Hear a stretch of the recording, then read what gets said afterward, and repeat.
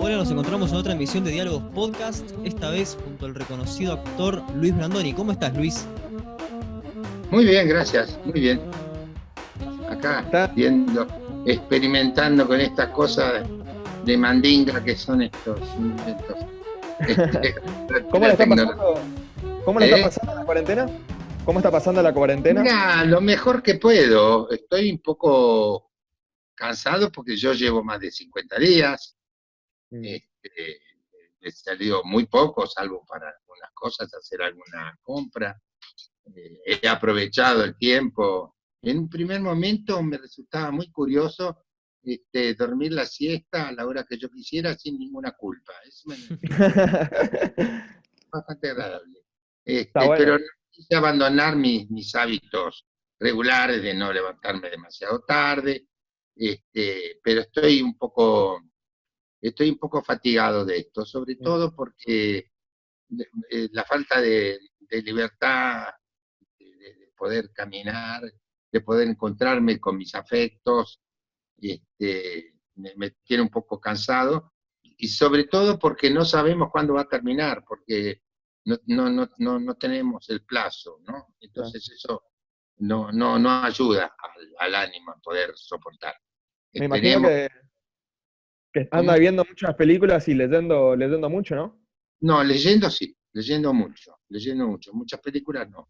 No suelo ver, pero bueno, veo televisión por la noche. En general ahora en la televisión, la mayor parte de los programas son programas de tipo político, periodísticos que me interesan, pero sí he leído mucho y en ese sentido estoy muy satisfecho. Es un tiempo que no me lo daba yo en épocas normales. Voy a tomar un poquito de café.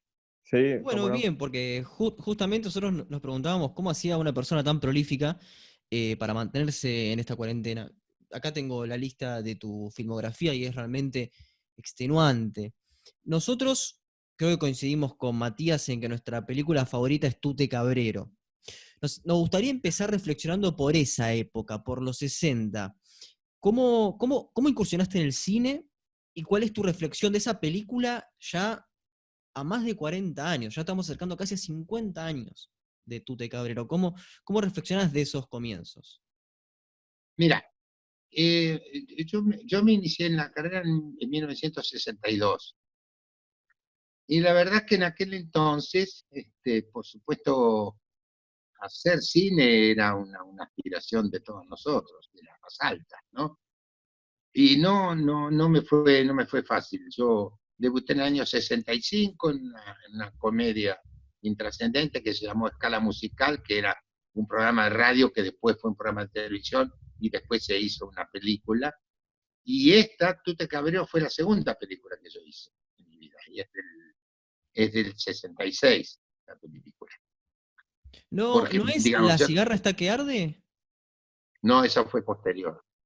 No, lo que pasa es que yo a veces tengo un desfasaje con las fechas, Mm, porque de pronto la fecha que yo tengo es cuando yo la filmé y la película mm, se estrenó tal vez un año más tarde. claro. Entonces, por eso fue en el 66.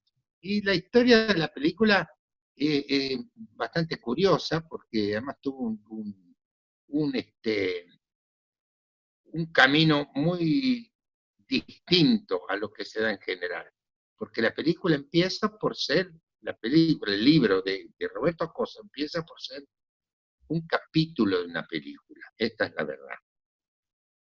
La película en general es corta, ustedes la vieron, si la deben Mm. haber visto Sí, alguna dura vez, una hora. por eso. ¿Por qué?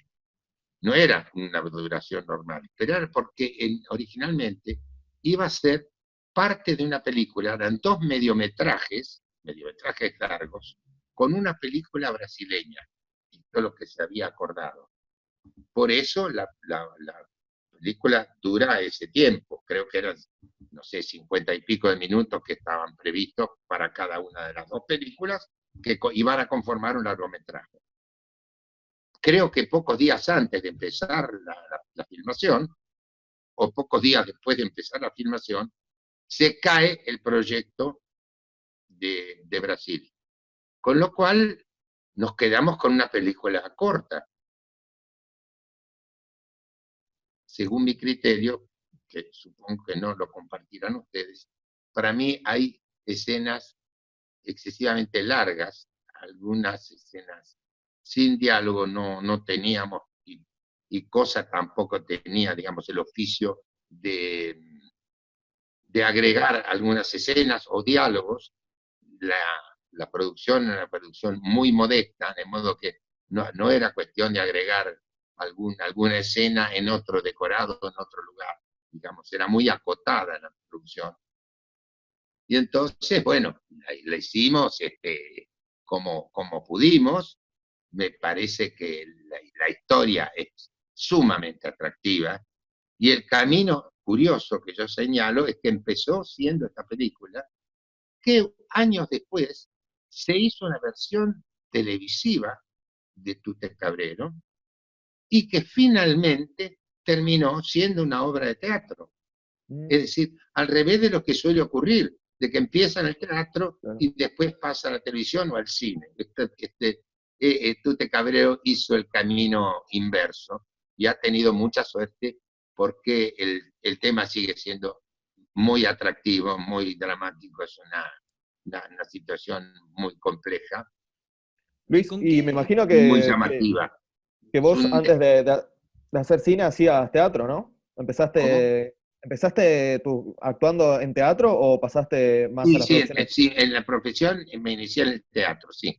Sí, sí, en el año 62. Además, para más datos, el 2 de mayo del año 62 entrené como profesional. Ya antes había hecho alguna experiencia en teatro independiente, pero ahí empecé mi tarea profesional. Y había hecho 2 o 3 cosas, unas cuantas cosas, sí. En el 64 y 65 formé parte del elenco estable de la Comedia Nacional, lo que para mí fue una experiencia extraordinariamente importante, porque ahí se hacía teatro de repertorio, lo cual me permitió a mí en 2 años hacer 9 títulos, que era un entrenamiento, un fogueo extraordinario para un actor joven. Sí, muy Claro. intensivo. ¿Cómo? Muy, muy intensivo. Sí, porque se hacían temporadas de unos 45 días, Mm. Claro, yo lo que de modo noto. tal que Ah, sí. estrenábamos un jueves y al lunes siguiente empezamos a ensayar la otra obra, de modo que era un ejercicio extraordinario. Y además hice un repertorio muy variado, hicimos Molière, hicimos comedia de Shakespeare, hicimos 2 obras de autores noveles, hicimos Jettatore, hicimos Doña Rosita la Soltera, digamos, un repertorio muy variado que para un actor joven fue una experiencia invalorable, comprenderán. Claro, y es que justamente en Tute Cabrero lo que noto es cierta influencia del cine negro, porque no hay una sociedad ideal, no hay un final feliz. Todos los actores son miserables y Personajes. claro, eso quise decir. Los personajes son miserables, quise decir. Los personajes que se interpretan son miserables. Y digamos, hay mucha influencia por las expresiones del teatro, ¿no? Son todos elementos del cine negro. Muchas expresiones del teatro. Claro, claro. O sea, por ejemplo, las tomas, bueno, que vos decís que son lentas, en las cuales se ven las expresiones de los protagonistas, la angustia de los protagonistas de no saber quién va a ser racionalizado, guardan mucho del cine negro, ¿no? De esa tragedia del film noir.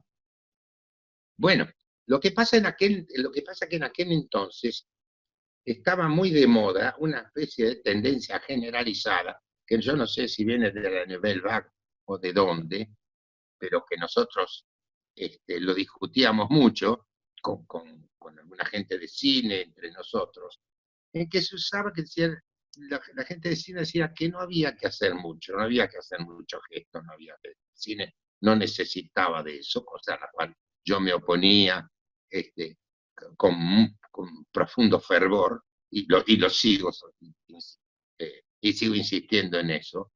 Pero primero, en Tuta Cabrero, la expresividad de los actores, por supuesto, no veníamos del cine negro, veníamos del teatro. y las situaciones que se presentan en la película no eran para que la expresión fuera económica hasta sus límites máximos, porque el tema era muy complejo, la situación en la que el gerente de la empresa los pone a estos tres tipos. Yo no creo que difiera mucho del momento social en que nosotros filmamos esa película y el momento actual. Creo que ese dilema frente al cual nos pone la empresa, de una manera cruel, sin imaginar este hombre el daño que causó, hoy podría resultar exactamente igual, más o menos esas miserabilidades, bueno, que era lo que tenían los personajes. En realidad eran tan miserables como víctimas de una situación que ellos no hubiesen querido vivir. Pero digamos, teníamos tanto Carlos Gené como Pepe Soriano, como las actrices, una formación teatral y por supuesto Jusit se dejó llevar por eso también, porque era lo que estábamos expresando, porque hay muchos temas, muchas tomas, muchos planos que dicen cosas que no se expresan verbalmente, pero que aparecen. El momento final, yo lo vi hace poco, la parte final de la película, y vi el final de la película, que es cuando por ese interfón el gerente dice, con respecto al tema que hablamos, no pasa nada, quedan los tres, que es una bomba atómica que tira el tipo ese en la oficina. Me parece que esos rostros, incluso una cosa que hice que no la tenía prevista Jusit en ese momento, que es cerrar los ojos y morderme los labios, porque como diciendo, ¿qué pasó? ¿Qué nos pasó? Este desastre. Me parece que eso evita lo que podría ser, en otros casos, una suerte de monólogo, pero que lo que expresa es lo que le pasa a los tipos, que quedan demolidos, digamos.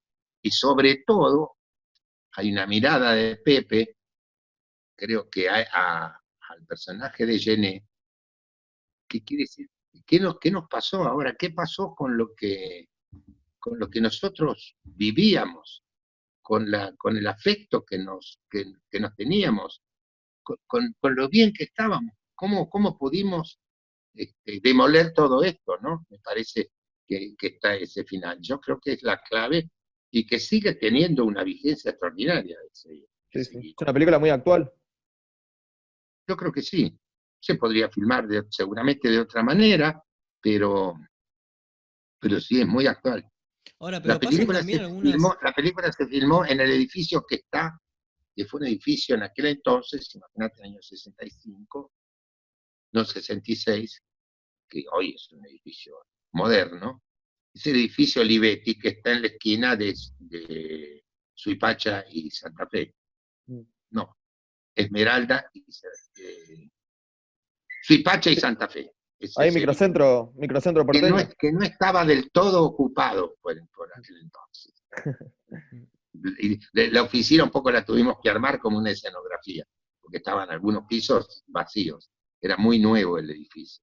Ahora, también pasan algunas películas tuyas como Turismo de Carretera, Somos los Mejores, sí, ¿no? Películas que quizás suelen ser para un público más general, ¿no? Que también están dentro de estos 60 reflexivos, que como vos dijiste, Nouvelle Vague, Mayo del 68, Onganía, Cordobazo. ¿Qué análisis haces de esas películas al calor de lo que es, por supuesto, del contexto social, en la coyuntura en la cual se filmaron, y cómo las evaluás hoy? Mira, hay una cosa que ocurrió en 1984 que ustedes no deberían perder de vista. Antes bien, tenerlo en cuenta siempre. Para antes del 84 y para después del 84.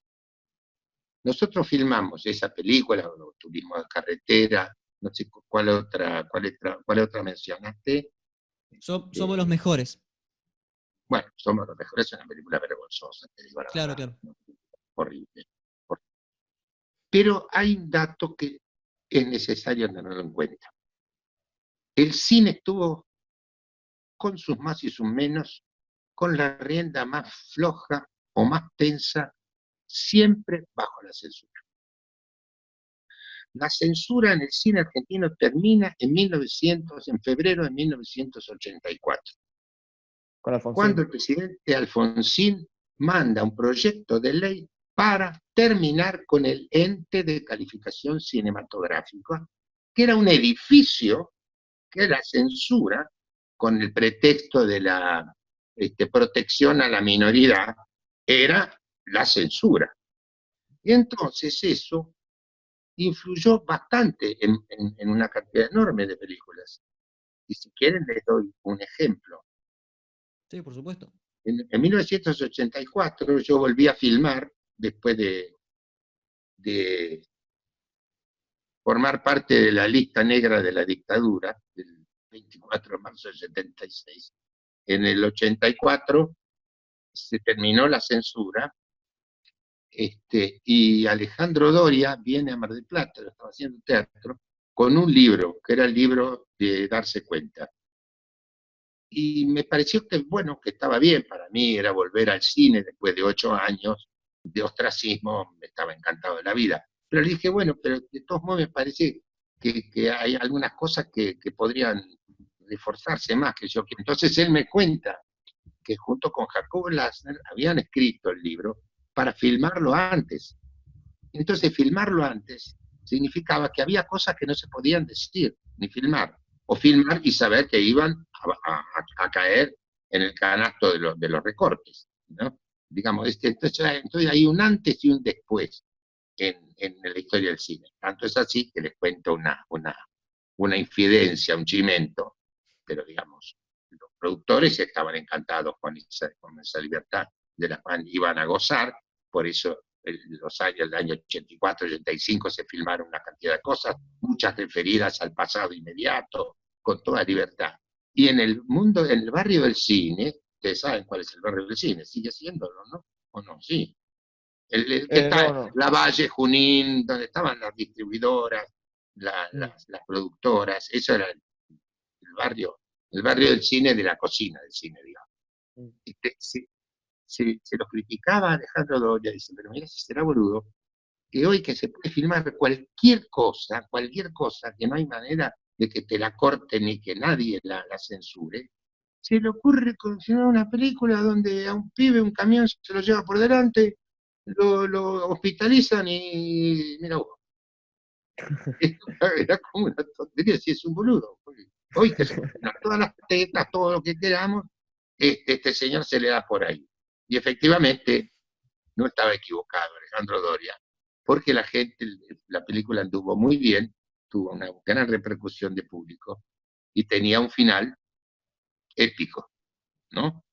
Que hacía que la gente, no sé si conscientemente, pero subconscientemente estaba aplaudiendo, es un final que se aplaudió en todos los lugares donde se dio la película, pero en Argentina estaban aplaudiendo a una cosa que podía resurgir, que era la República, que era la vida de este muchacho que se repone y se aferra a quien lo ayudó. De modo que era otro tiempo. Entonces, todas esas películas que vos me mencionás, Somos los Mejores era una película oportunista que se aprovechó el hecho de que Estudiantes fuera a la final del del Mundial de Clubes, digamos, se consiguió la financiación, pero la verdad que era muy débil desde el punto de vista del guión. Nosotros la pasamos fantástico, digo, la filmación, lo divertimos mucho, pero la película no. Y otras también, pero eh,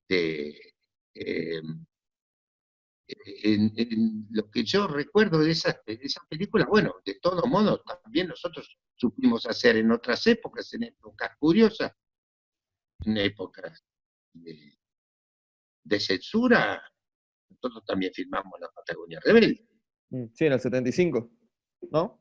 4, Ah, 74. Sí, sí, sí, sí, 4. 1974, sí. Digo, se filmaron películas que eran impensables. Digo, Tiempo de Revancha es una película impensable para el momento que se filmó. Claro. Se les escapó, ¿no? Me parece. Era Yo una creo que película... lo que se les escapó y antes de llegar a los 70, no, perdón, es de los 70. José María y María José, un tema del aborto. Sí, Eso, sí, decime, ¿en qué año fue eso? Porque esta fue una 73. experiencia, ¿eh? 73, entre la NUCE y el camporismo, estamos ahí. Sí, 73, sí, no. Claro, claro. Claro, sí, exactamente, exactamente. Bueno, esa fue una experiencia curiosa, muchachos, porque nosotros hicimos antes un mediometraje. El señor, ¿cómo se llama el director? Era un ingeniero, Em, era de La Plata, Campagnolo, bueno, no ya, recuerdo. ya va a salir. Costamaña. Costamaña. Mm. Costamaña lo quería hacer, era un guión, una idea que él tenía, era esa idea. Y entonces se le ocurrió hacer un mediometraje que lo dirigió el director de fotografía, ¿quién era? Que fue director de fotografía de Torre Nilsson, de tantos Di Salvo. otros. Di Salvo, Aníbal Di Salvo.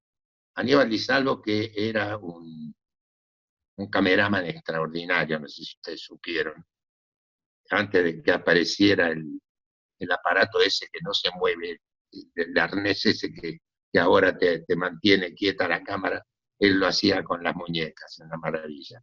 Hicimos un mediometraje de una duración de unos 20, 25 minutos, Mm. y la dirigió Aníbal Di Salvo. Y después se decidió, este hombre, a hacer la película, y él creyó que viendo la filmación podía haberla filmado, y la filmó como director él, y por supuesto Aníbal Di Salvo hizo la dirección de fotografía. De modo que esa fue la curiosidad de que filmamos primero un mediometraje y después hicimos esa película, que fue, creo que sigue siendo, la única película en la historia que se filmó completamente en la ciudad de La Plata. Y Histórica. posteriormente tenemos la Patagonia Rebelde, lo que Matt quería decir algunas palabras sobre esa película. Sí, sí. Sí, quería saber cómo fue el proceso justamente en épocas de gran censura y gran autoritarismo de filmar una película tan subversiva, sobre todo para las Fuerzas Armadas, ¿no? Con esta historia en base a las investigaciones de Osvaldo Bayer. ¿Cómo fue el proceso de censura? Bueno, yo no te puedo hablar, del que puede ilustrarte mejor en ese sentido, te puede ilustrar en un reportaje de 4 o 5 horas, es Héctor Olivera, que era no solo el director, sino también el productor. Claro. Esa parte yo la desconozco, a mí llegaron a mis manos el guión, yo había leído el libro que Bayer hizo en base a la Patagonia Trágica, Claro. ese es el antecedente, pero la filmación de la película, yo lamento tanto que no haya existido en ese momento las pequeñas cámaras de televisión para poder grabar otra película. De haberse grabado la filmación de la película, hubiésemos tenido otra película, porque no solo era una grandiosa producción, que hoy no se podría hacer, lo tenemos hablado con Olivera. Se fletaron, por ejemplo, 3 camiones Mosquito al sur, a Río Gallegos, con autos de la época, de los años 20. Claro. Una cosa, 3 camiones Mosquito, con camiones, camionetas, una cosa espectacular. Claro. Y además, Épico. la curiosidad, además con los técnicos, la curiosidad de que mucha gente estaba viva y que habían pasado ese momento, vivieron ese momento, o eran los hijos, o fueron personajes de la época era el año 21, que más o menos centralmente ocurre. Hacía 52 años que había ocurrido esos episodios. Pero, por ejemplo, un día me vi un tipo en la comida, comíamos juntos en unas cantinas, y viene alguien a preguntarme quién era Bayer, que era el autor del que había hecho la investigación. Le buscaban todos a Bayer, en general para matarlo, ¿no? En general para putearlo, claro. Y entonces yo, por discreción, le dije, bueno, yo no sé si está. Él no lo conocía, Bayer. Voy y le digo, ay, hay un tipo que te quiere conocer, que dice, bueno, decirle que venga. Y Bayer tenía algunas preguntas, que eran preguntas piloto, para ver si los tipos macaneaban o de verdad fueron protagonistas de lo que iban a contar. Y yo me quedé, y él le hizo las preguntas piloto y el tipo respondió bien. Me miró y me dijo, sí. Bueno, ¿quién era el tipo? El tipo era un pibe que tenía 8 o 9 años en aquel entonces, cuyo papá tenía guardado a 2 de los huelguistas en el altillo de la casa, y como sospechaban de este señor, en la puerta de la casa había un policía. Y al nene iba y salía, venía, iba, entraba, nadie lo podía. Y el papá era zapatero, y le había hecho unas alpargatas con doble suela, en las cuales el chico iba y venía como correo, llevando y trayendo los mensajes de los huelguistas que estaban escondidos en el altillo de la casa. Es una anécdota extraordinaria. Y el tipo le contó eso y efectivamente, ¿quién era el tipo? Bayer conocía al personaje y todo lo demás. De ahí hasta que a punto de que nos echaran de una estancia en que estábamos filmando, que un tipo dijo, usted Bayer, usted está equivocado en el libro, porque usted le hace decir, dice que se publicaron en el diario que mi papá le debía dinero a un sastre, una cosa así, porque no fui, dijo. El tipo se enojó al punto de que le hicimos una seña para que aflojara a Bayer, porque nos iba a rajar de la filmación. Nosotros teníamos que ir filmando en estancia. Tipo de cosas, de concesiones que tenés que hacer. Y cuando se fue, digo, ¿qué pasó? Nada. Dice, el tipo le mintió al hijo. Pero yo leí en el diario La Unión, creo que se llamaba, que un sastre dijo, el señor fulano de tal me debe 5 trajes desde hace 2 años y no me lo paga. De modo que el tipo estaba ahí cuando ocurrieron los episodios. Historias como esta había de centenares. ¿Y hay algún registro? ¿Se escribió algo sobre eso o todo está en la memoria de No, los participantes? no, yo no creo, no creo que haya registrado nada. Lo único que pasó fue que en un aniversario de la filmación repetimos en un estudio una verdadera crueldad por parte de Olivera. Hicimos una escena que habíamos filmado Pepe Soriano y yo, con las mismas posiciones de cámara de aquel entonces, pero 30 años más tarde. Una verdadera crueldad. Un remake. Como en cada pausa musical de nuestro podcast, vamos con la elección de nuestro invitado. Esta vez tenemos a Aníbal Troilo y su orquesta con Quejas de Bandoneón, seleccionado por Luis Brandoni.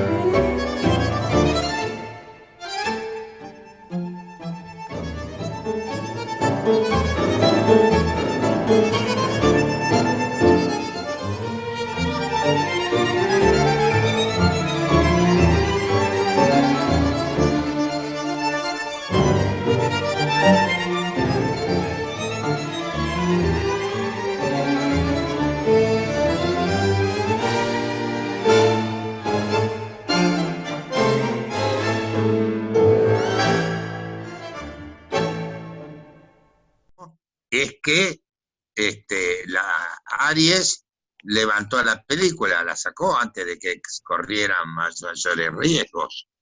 Y la Claro. película nunca más vio la luz del sol.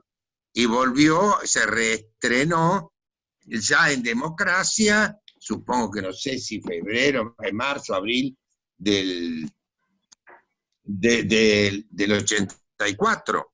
Y ahí es como si se hubiese estrenado, fue un reestreno en realidad, y fue por supuesto el más exitoso de la historia, porque Sí. más allá de que habían pasado casi 11 años desde entonces, también había toda una aureola alrededor de esa película que creó una grandísima expectativa, ¿no? A mí me Sí, Luis, gustaría hacer, sí, sí, iba a preguntarle si esta considera que fue su película más aventurera o más interesante de filmar, o hay alguna otra. No, esta fue muy atractiva. Fue muy atractiva por lo que estábamos filmando. La historia era una historia muy conmovedora por lo que estábamos filmando. Era un elenco muy numeroso, con la curiosidad de que no tenía ni una sola mujer. Se avivaron de esto cuando estamos por filmar la película, pero la única mujer que aparece en la película es en una fiesta de un 1 de mayo, en una especie de cantito que hacen en el sindicato, y aparece una actriz cantando una cosita nada más, pero como personaje no aparece ninguna mujer. Éramos una cantidad importante de muchachos que por esas cosas del cine argentino tuvimos la suerte, porque fue muy divertido, de parar todos. En aquel entonces, Río Gallegos tenía algún hotel, pero era una ciudad chica en realidad. Creo que no tenía teatro, por ejemplo. Y nos hospedaron en una casa, en un edificio de 2 pisos, cuadrados, recuerdo, pero con muchas habitaciones, que eran donde vivían el personal jerárquico del frigorífico Armour, creo que existía ahí, que era un frigorífico muy importante, de donde salía la carne de oveja, por supuesto, la lana, etcétera, muy importante. Entonces, ahí vivíamos, no sé, creo que había 8 o 10 habitaciones, con una cocina muy grande, muy generosa, donde nos divertíamos mucho porque tenía lo que se llamaba la cocina económica, que era cocina a leña. Bueno, se imaginarán, más allá de que comíamos en unas cantinas, pero siempre había una sobremesa, y después filmábamos en horarios muy curiosos, porque era pleno mes de enero, oscurecía a las 11:30 de la noche, más o menos. Y entonces, cuando había los amaneceres, había que levantarse muy temprano, y siempre había más de un voluntario que, por razones de solidaridad, entre comillas, se quedamos tomando algo y hablando hasta que nosotros, los que teníamos que ir a filmar, nos íbamos a filmar, y el resto se iba a dormir. Pero era muy divertido, y hay una foto muy divertida, una foto muy numerosa de muchos de nosotros, algunos que estamos por salir a filmar y otros que están por ir a dormir, que la tengo de recuerdo, que es un lindísimo recuerdo mío. Buenísimo. Esperamos que alguna vez vean la luz, ¿no? Ese backstage que nunca se pudo hacer, ¿no? Que es lo que estábamos hablando previamente. ¿Qué cosa? ¿Cómo? Repetime. No, que bueno, que esperamos que eso sea como una especie de backstage, ¿no? Si alguna vez Sí. ve la luz. Pero a mí me gustaría focalizar en 2 películas que son básicamente contemporáneas, que son, A ver.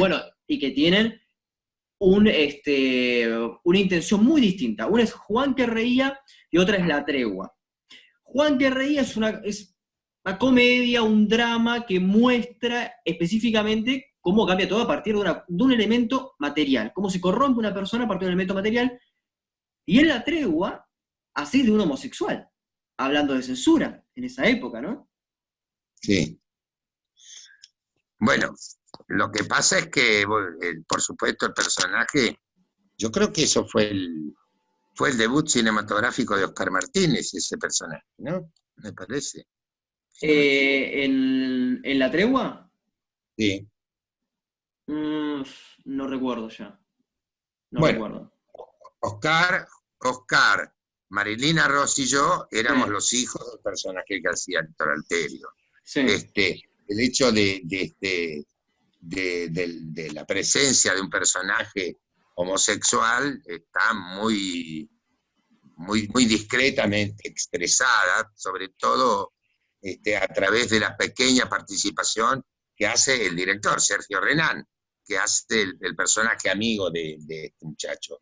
Pero digamos, no fue ni siquiera tocado ese personaje, no fue tocado para nada. Pero también el tratamiento de la situación era muy sutil y un tanto metafórico, de modo que no había lugar a que padeciera la tijera, digamos. No, pero el padre era permisivo. ¿Cómo? ¿Él? El padre era permisivo, avalaba todo lo que hacía el hijo. Yo no sé si era permisivo o no se sentía en condiciones de afrontar de enfrentar esa situación. La verdad que no lo tengo claro, en la película no está. En todo caso, quien se manifiesta muy enojado con esa situación es el personaje que hacía yo, que era el hermano mayor. Ese sí, digamos, se muestra nítidamente enconado por esta situación que él sabe cuál es, ¿no? Sí, sí. Y creo que hay alguna alusión a eso.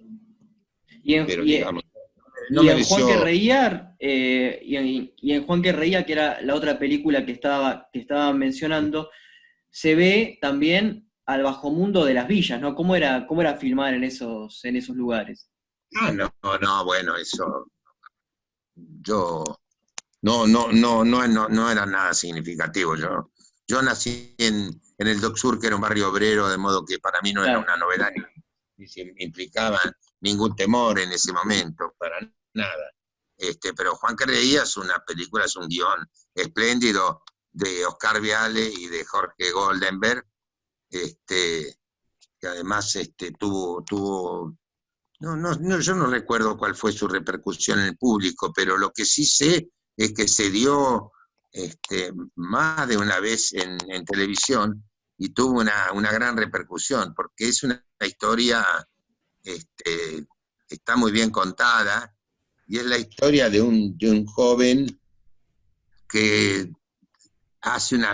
demuele una familia y su propia vida por el hecho de que le roban el automóvil, digamos, pareciera ser que su vida dependía de eso, con un jefe que era un verdadero canalla, es un personaje que hace magníficamente Lupi, ¿no? Porque los diálogos que tenían ellos dos eran muy, muy, muy divertidos y muy, muy crueles, pero creo que fue una una preciosa película. Pero no había lugar ahí, entiendo, a, a ninguna censura. En cuanto a lo que vos decís de la villa, no hay una villa, había un barrio pobre donde ellos iban a buscar el auto, pero hay una escena muy significativa que habla de un lugar que todos sabemos que existe y que creo que se menciona, que es la calle Warnes, a donde este boludo va a ver Sí. si puede encontrar algún resto de su Citroën 12B, donde liga una paliza terrible, que ese es otro submundo que sí Sí, sí. se manifiesta ahí, ¿no? Luis, si te parece, podemos pasar al periodo ya democrático del 80, dos películas que se estrenaron, si no me equivoco, en el 85, que son para mí también icónicas de mis películas favoritas del cine argentino, que son Esperando la carroza y Hay unos tipos abajo. ¿Cuál fue primero? Creo que Esperando la carroza, ¿no? Sí, creo que sí. Esperando la carroza se hizo en el 86. Ah, en el 86. A ver, no, esperando la carroza no, no en el ¿En el 85? 85. Sí, En el sí, sí. 85. En el 84 hicimos Darse Cuenta y en el 85 hicimos Esperando la carroza. Y Claro. hay unos tipos abajo, es posterior. Sí. ¿Cómo fue la filmación de Esperando la carroza? Me imagino que le resultó muy divertida, ¿no? Sí, más divertido le resultó al público, no que a nosotros. No, fue curioso porque este, Alejandro Doria fue un gran director de cine. Y yo lamento que no se lo tenga en cuenta como él merecería. Porque Sin embargo, Esperando hay la que carroza ser es un un director clásico. de cine. ¿Cómo, perdón? Pero Esperando la carroza se considera unánimemente como un clásico del cine argentino. Es una de las películas más reconocidas del género comedia, quizás. No, no, no, es un fenómeno único del cine argentino, Esperando la carroza. Pero digo, no se habla del director, porque es el mismo director que un año antes hizo Darse Cuenta, que es una Claro. película diametralmente opuesta, que es otro, digamos, hay que tener Ser prolífico. sí, claro, prolífico y cambiante y ser capaz de afrontar el riesgo que él toma en la carroza, en Esperando la carroza, es el género del grotesco, que es un género que nos pertenece mucho, que nos representa mucho, pero si hay algún mérito en eso, no solo en la elección del estilo, sino cómo mantiene él el estilo durante toda la película, ¿no? Mm. Y desde luego la película es una obra de teatro, muchachos. Yo no sé si ustedes saben. Sí, sí, Una sí. obra de teatro de Jacobo Laxner, que Alejandro Doria, esto vale la pena señalarlo, creo. Él cambia el punto de vista de la película. Yo me caí de la butaca en el teatro cuando la vi en el teatro. De la risa me caí de la butaca. Pero ¿qué pasaba? Hizo un cambio muy importante Alejandro en la obra. La obra era la misma, exactamente los mismos personajes. Pero lo que ocurría es que en la obra de teatro la abuela no aparecía, de tal manera que la incertidumbre, ¿dónde está la abuela? Si está viva, si está muerta, vamos a buscarle todo esto. Me imagino que La, inspirado en Esperando a la Godot, ¿no? misma, la misma ansiedad la tenía el espectador y los personajes. Y la vieja aparecía en el final de la obra solamente. Ah. Y ahí, bueno, se desmoronaba todo.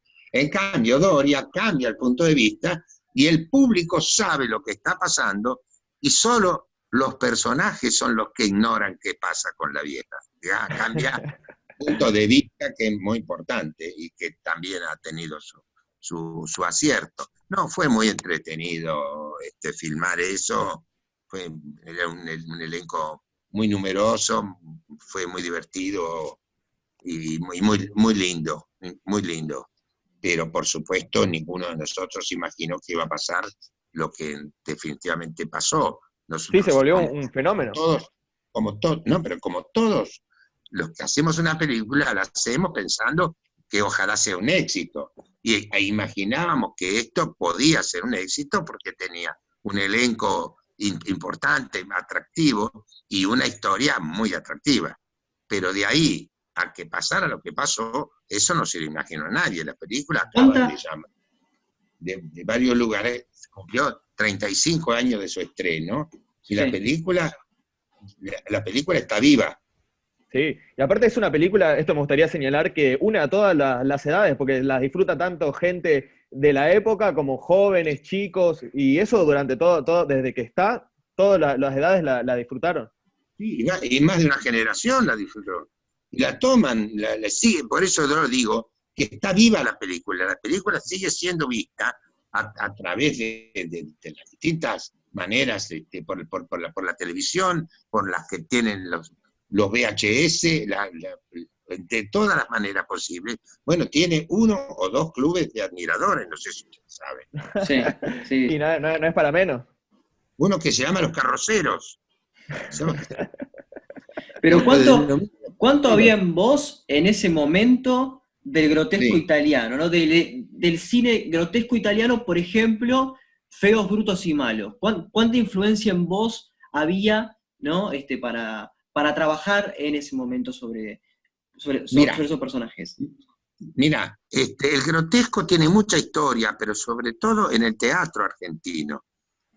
Don Armando Discépolo y después junto con su hermano Enrique Santos, son autores de grandes obras de la literatura teatral argentina.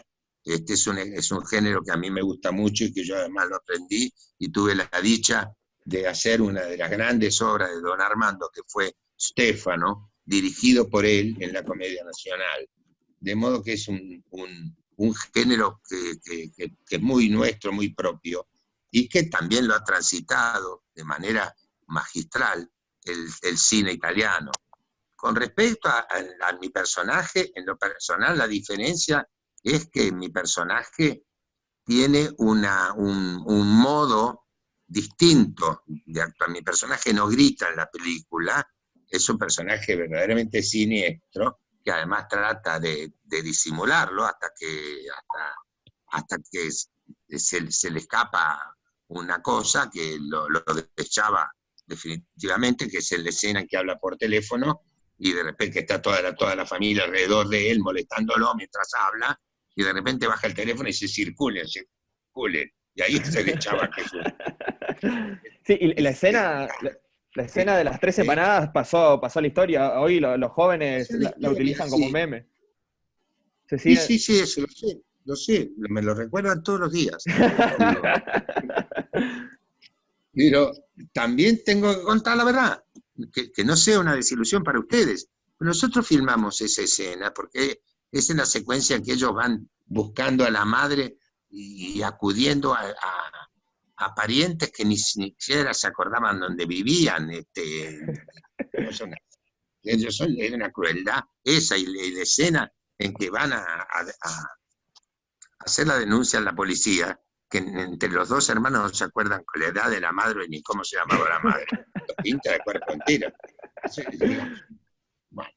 Y cuando filmamos esa película, que además termina con un plano desde afuera, que toma la luneta del auto, donde se lee un sticker que decía: los argentinos somos derechos humanos, nada menos. Sí. Fuerte. Digamos, no termina humorísticamente la película, termina con ironía muy grande. No, quiero contarles, terminar de contarles qué pasó. Nosotros filmamos la escena de las 3 empanadas, y la verdad es que no nos causó gracia, no imaginamos que iba a pasar lo que pasó. Yo me di cuenta de algo parecido a eso cuando se estrenó la película. Fuimos a dar una vuelta con Alejandro Doria un sábado y la productora por algunos cines para ver cómo andaba la película.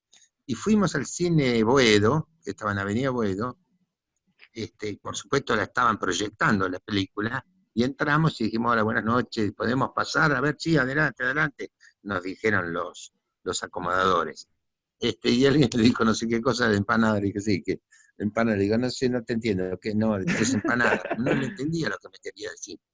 Dije: ¿cómo? No, qué grande lo de las 3 empanadas. Yo ahí advertí que le había pasado algo a este señor, que era un acomodador, que en general no se expresan, no expresan sus opiniones sobre las películas.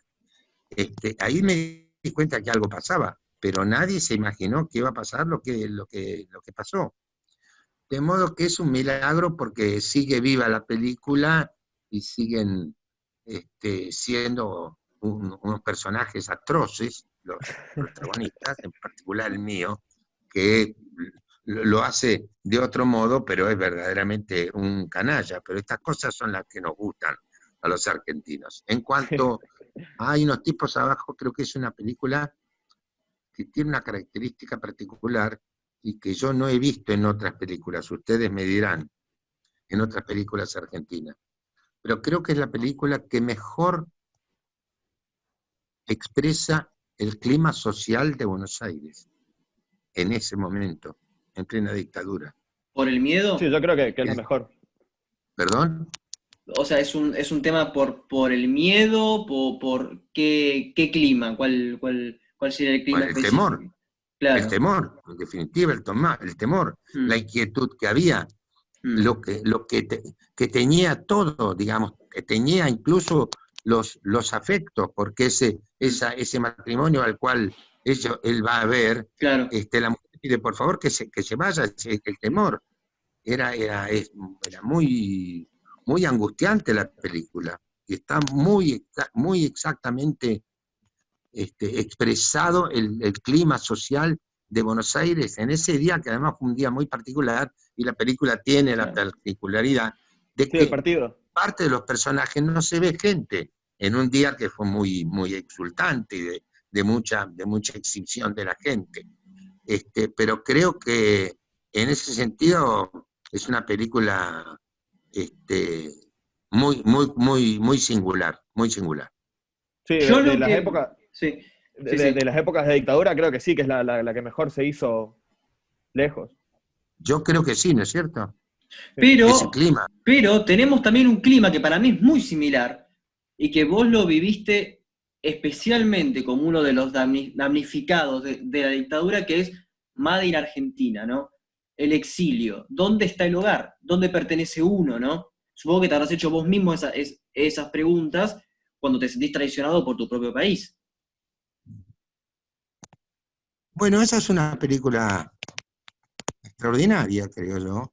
Mm, Y curiosamente esa película se filmó en el año 86, ¿no? Se estrenó en el 87, y es el único caso, por lo menos que yo recuerdo, de una obra de teatro y una película que se dan simultáneamente en Buenos Aires y mm, en parte del país.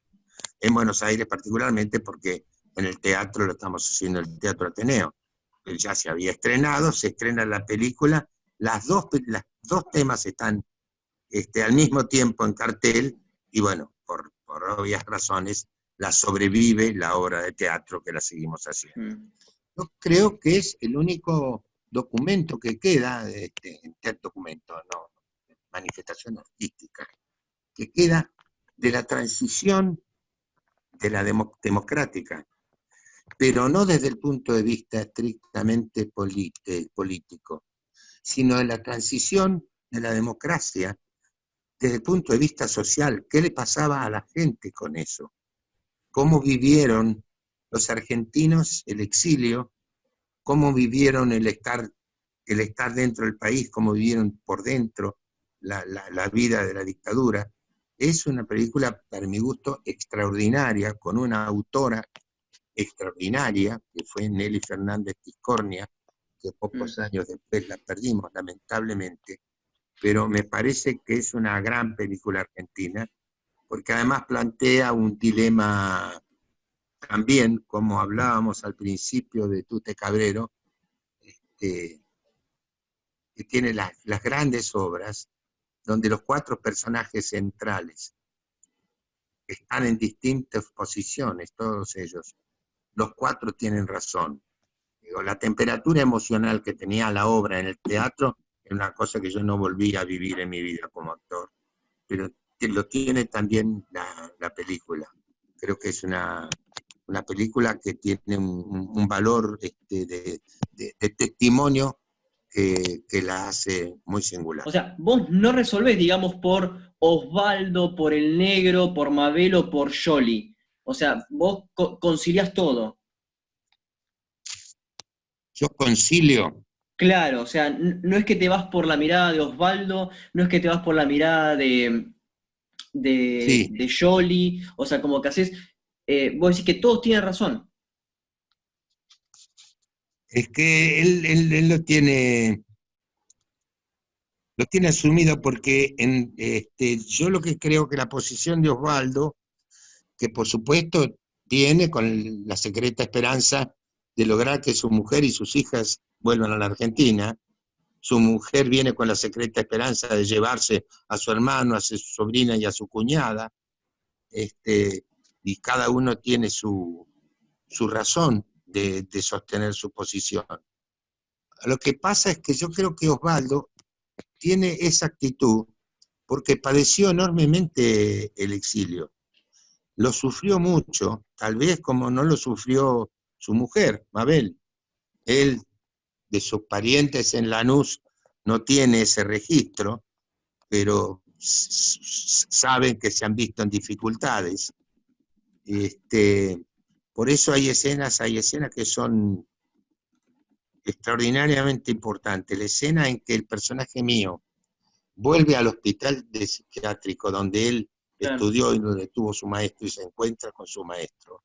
Esa es una escena trascendente, donde se explica con una síntesis extraordinaria el sentimiento de culpa de ambos personajes, tanto del mío, porque qué va a decir mi maestro de que yo me fui, como del maestro de qué va a decir mi alumno, mi discípulo, de que yo me quedé y también se siente culpable por eso.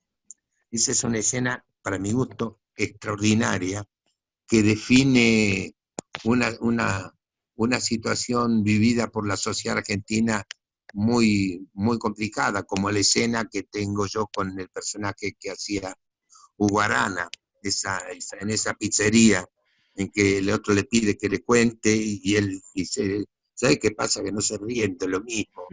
Trata de explicarle que en realidad él la pasó mal y no se anima a decirle al amigo que la pasó mal porque el amigo está laburando de taxista siendo un profesional, le da pudor de explicarlo, más allá de ese plano extraordinario cuando él ve a una mujer, se pone de pie, la mujer se acerca y por lo bajo le dice, Osvaldo está vivo. Eso quiere decir que esa mujer hace 10 años que dejó de verlo y desde luego descontó que había desaparecido. Eso hay que ser una guionista de esas con mayúscula para escribir una escena tan breve que dice tan fuerte. De tanto. Bueno, Luis, ¿podemos pasar a la década del 90? Sí, pasemos a la última década. Ya, estoy medio fusilado. Dale. Sí, en los 90 se estrena 100 veces no debo, una comedia bastante polémica que no sé si se podría hacer un igual hoy. 100 veces no debo. ¿Cómo? 100 veces no debo. 100 veces no debo, sí. Bueno, eso también fue una obra de teatro, ¿eh? Sí, sí. Tiene una obra de teatro de Ricardo Talesnik, que también fue un escándalo cuando se estrenó, creó mucha resistencia a eso, porque es una película complicada, desde el punto de vista moral, muy complicada. Es fuerte, y no es casualidad que la haya dirigido también Alejandro Dore. Sí, claro. Sí, sí. Tiene unas escenas y unos diálogos polémicos, muy, muy polémicos. Muy. Los personajes son terribles. Una eso comedia se así. estrenó 30 años antes, me parece, casi 30 años antes en el teatro. En el teatro. Esa fue la segunda obra que escribió Talesnik después de su debut como autor y de su éxito extraordinario, que fue La Fiaca. Después de La Fiaca estrenó esta obra. Sí, bueno, después en los 90 tenemos El sueño de los héroes en el 97, que es muy interesante porque también retrata muy bien la vida de Buenos Aires, solo que de la década del 20, del 30, basada en una novela muy buena de Adolfo Bioy Casares. Usted hace el papel del mudo. Sí. ¿Qué podría decirnos de esa película, de esa filmación? A mí me gustó mucho hacer eso. Primero porque era curioso el personaje, por supuesto, un personaje muy episódico. No, se tuvo que aprender grandes guiones. Me causó gracia hacerlo porque además, entre otras cosas, el personaje, dada su característica, era muy difícil de ensayar, con lo cual no ensayamos nada con Renan. Ni él ni yo sabíamos qué íbamos a hacer. Pero bueno, fuimos a filmar. Yo tenía alguna idea de lo que podía hacer. Intenté, con algunos recuerdos de situaciones más o menos similares, de haber alguna vez tenido oportunidad de tratar con alguien que tenía esa dificultad. Pero la verdad es que filmamos sin haber ensayado y filmamos las pocas escenas que tuvo, y la dificultad de este señor, que además yo inventé en mi caso personal, se hablaban muchos colegas y directores que yo hacía muchos autores argentinos, que por qué no hacía teatro más importante. Entonces yo le dije a Renan que digamos que era húngaro el personaje mío, para no hablar un carajo. Pero me resultó muy, muy, muy divertido, muy entretenido hacerlo, porque incluso algunas veces pasan esas cosas. Jorge Goldenberg, de quien yo era amigo, que había hecho más de una película, le dijo a Renan que de ninguna manera que yo no podía hacer ese personaje, pues no tenía nada que ver con ese personaje. Cuando vio la película me dijo: Beto, te tengo que confesar que yo no estaba de acuerdo con que hicieras ese personaje, pero debo reconocer que me convencí. ¿Te salió bien? Era muy divertida la desesperación de este tipo de tratar de explicar sin palabras, con gestos y con sonidos culturales, como algo que le pudiera dar una pista a este hombre desesperado que tenía delante. Pero es Claro, sí, aparte es una... Y me causó mucha gracia porque cuando fui a ver la película, al rato me di cuenta que era yo. Eso sí que Es una película que es muy fiel a la novela, muy, muy fiel al libro. Sí, muy Casi fiel. al pie de la letra. Bueno, podemos entrar ya al siglo XXI.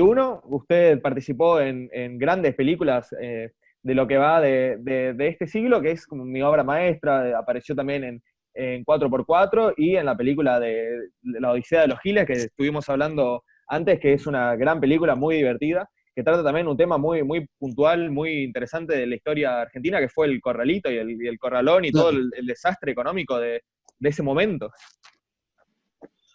Bueno, la película, además de estar muy bien hecha, creo que tiene una magnífica factura. Tuvo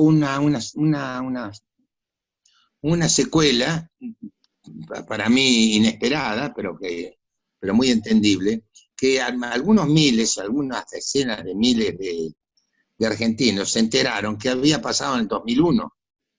Con lo cual yo llegué a la conclusión de que algunos de nosotros, los veteranos, no nos ocupamos como debíamos de contarle a nuestros hijos de dónde venían, qué había pasado antes de que ellos vinieran al mundo, o eran muy chiquitos y no se enteraron de un episodio tan traumático.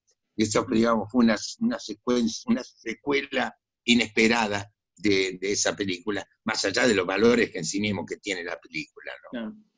No, sí, Creo que fue... recuerdo la escena que es muy fuerte, muy, muy significativa del discurso de Cavallo en la televisión, avisando Claro. las medidas del corralito. Sí, eso es muy representativo de la época. Sí. Sí, mucho. Y de la ansiedad, de la angustia de la gente, las reacciones. Creo que es una película magnífica. Ahora, Luis, también nosotros, o sea, en una película que fue un éxito también, El cuento de las comadrejas, trabajaste con Marcos Murdoch, ¿no? Bueno, podemos hacer una reflexión sobre este gran actor y también sobre esa película que en parte me hace acordar a Sunset Boulevard. Tiene ciertas reminiscencias. ¿A cuál, perdón? A Sunset Boulevard. Ajá. De Billy Wilder. Claro. Sí, pero ¿por qué te hace acordar? No sé. Por el ocaso de la estrella en decadencia, sí. por eso. Bueno, pero tenía un antecedente, ¿no? Que era los muchachos de antes no usaban arsénico. Claro. Es una remake. Claro. No, yo creo que es una lindísima película. Yo creo que es una gran película. el hecho, pobrecito, de haber trabajado con Marquitos, para nosotros fue un deleite. Nos conocemos de hace muchísimos años, nos conocimos cuando éramos muy jóvenes ambos, y fue muy, muy grato incluso volver a trabajar con Graciela Borges, Claro. Volver a encontrarnos después de muchísimos años de no trabajar juntos con Oscar Martínez.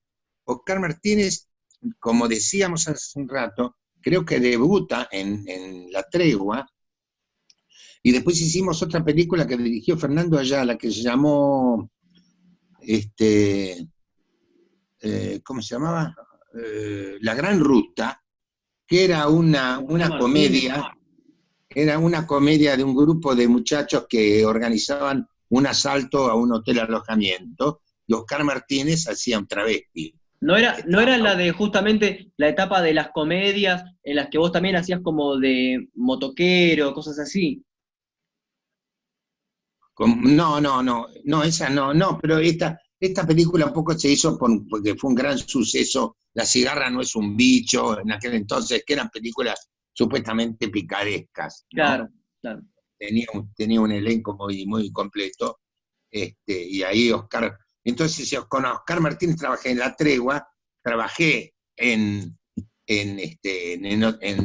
La Gran Ruta, y después no volvimos a encontrarnos más en el trabajo, hasta que hicimos el cuento de las comadrejas. Con Oscar, por supuesto, sí nos tratamos porque somos amigos, pero las cosas raras que se dan.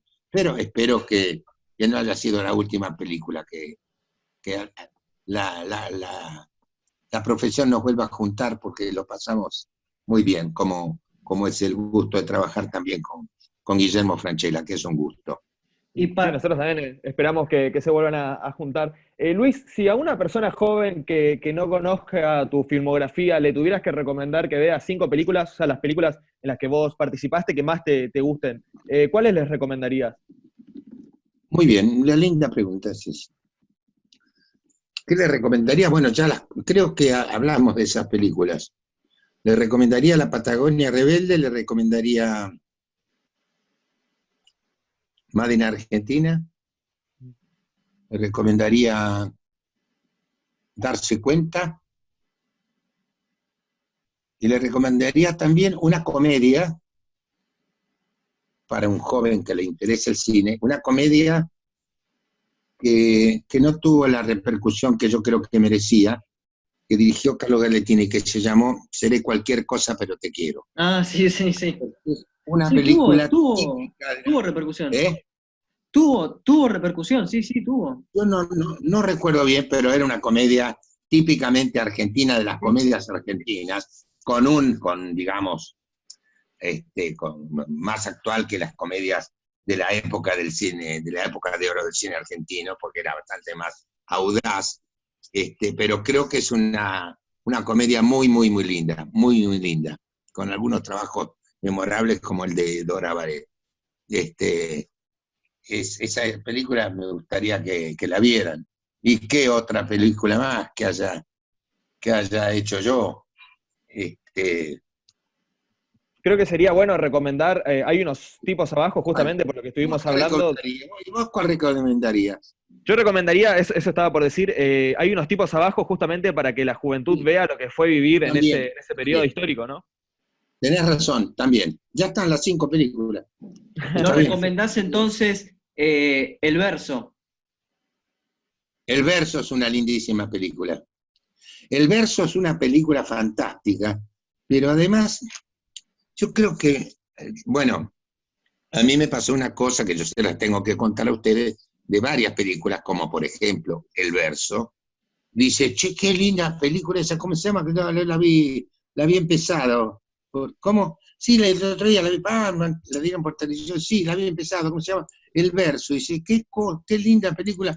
¿Cómo no se estrenó? Le digo, no, sí, se estrenó. Vos no fuiste hijo de puta, pero pero la película se estrenó.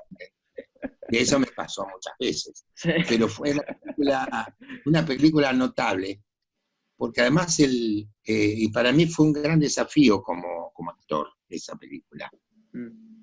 porque el personaje es un canalla, que tiene una ilusión, que quiere ser locutor, nada más. Pero es un verdadero canalla, porque maltrata a la mujer, no tiene una como la gente. Y además era una comedia, porque había que hacer reír, y era difícil, para mí fue un gran desafío, hacer el personaje con las características de canalla que tenía, y soportar sobre su espalda el protagonismo de la película. Digamos, esa era la verdadera dificultad, digamos. No hacer un personaje, un reptil, digamos, un personaje despreciable, pero no tenía casi nada bueno, y para mí fue un gusto muy grande hacer esa película. Y Bueno, creo que Luis, está muy bien, muy bien. para nosotros también fue un gusto muy grande que aceptaras esta entrevista y que a pesar de, bueno, las complicaciones que tiene el uso de estas nuevas tecnologías, hayas tenido la paciencia para poder atendernos, y la verdad que me llena de orgullo, me pone muy contento, y me gustaría agradecerte, la verdad que es un gesto de mucha humildad y de mucha solidaridad que hayas aceptado participar en nuestro programa. Estamos muy, muy, muy contentos. Y bueno, creo que podemos ir cerrando para no robarle más Bueno, tiempo. Encontré sí. uno que te dedica a Pugliese, o estoy errado. No está cerrado. He tenido ese gusto. Lo que no tuve es el gusto de que figurara en el disco que grabó la orquesta Color Tango, porque el tango en realidad no, lo había bautizado Don Osvaldo. Y el tango, que tenía un título, un tango que le había escrito había muchos años y no había grabado nunca, me lo dedicó, y lo tengo grabado en cinta. Le había puesto Palbeto, pero después murió Osvaldo, y cuando se grabó Color Tango, lo grabó el tema en un disco de Pugliese inédito. Sí, lo tengo. Lo Ese, tengo. Lo vamos a pasar. la viuda dijo que se llamaba de una manera y le puso entre paréntesis dedicado a Luis Brandoni, pero yo hubiese preferido que el tango se llamara Palbeto, como me lo dijo Don Osvaldo. Bueno, ¿y lo tenés el tango? Sí. Lo vamos a pasar, sí. Bueno, me parece muy bien, muy bien. Luis, Bueno, muchachos. Espero que nos volvamos a encontrar en algún momento y también podamos tener una nota en persona, y me gustaría mucho, mucho conocerlo, poder darle un abrazo y agradecerle por toda su obra, todo su trabajo. Bueno, igualmente. Hasta cualquier momento los espero, ¿eh? Dale, muchas gracias. Saludos. Muchas gracias. Y así llegamos al final de otra conversación. Los dejamos con Paponia, que originalmente se llamaba Palbeto, es decir, una composición de Osvaldo Pugliese para Beto Brandoni. Soy Facundo Guadagnino y esto fue otra emisión de Diálogos Podcast.